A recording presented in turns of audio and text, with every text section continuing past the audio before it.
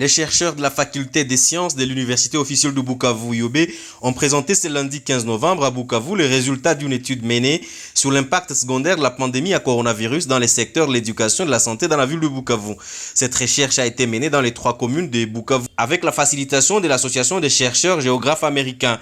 Devant différentes personnalités intervenant dans les secteurs de l'éducation en province, les chercheurs ont présenté les résultats préliminaires de la dite recherche basée sur certains indicateurs qui ont renseigné sur les impacts du second liés à la maladie à coronavirus, notamment la présence des points de lavage de mains, la présence de l'eau potable, la variation des frais de scolarité, l'enseignement en ligne et bien d'autres. Il révèle dans cette étude que la pandémie a négativement impacté l'éducation des enfants, des enseignants et des parents dans la ville de Bukavu en particulier et l'ensemble du pays en général. Dans le cadre de cette recherche, les enseignants de l'UOB indiquent avoir procédé à la géolocalisation des écoles et structures sanitaires existantes dans la ville de Bukavu.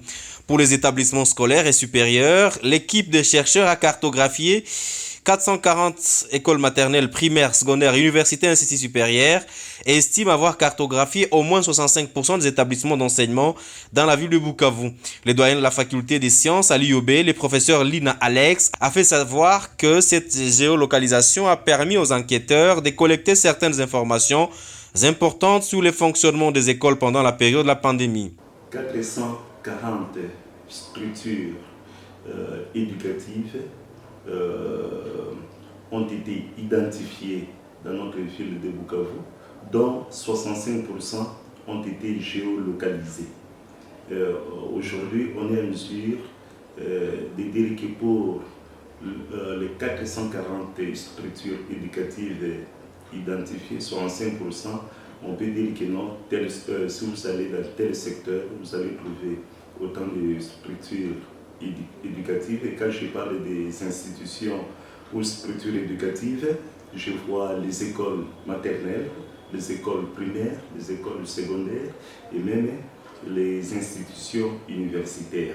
Donc on a pu géolocaliser ça. On sait que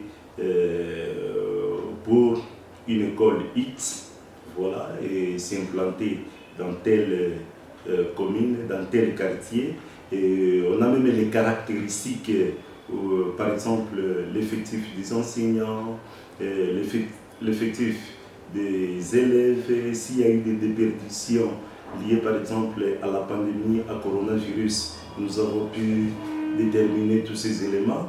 Et les structures, par exemple, les ouvrages d'assainissement au niveau de chacune de ces écoles, nous les avions également répertoriés. On a décrit même ces différents ouvrages, le nombre des enseignants que l'école avait perdu, le nombre des élèves par exemple qui avaient abandonné. Tous ces éléments ont fait l'objet de cette recherche. Celui-ci ajoute que la qualité des enseignements dispensés lors de la pandémie a également fait partie de l'étude. C'est le cas de l'enseignement à distance qui, selon lui, n'a pas vraiment donné de bons résultats.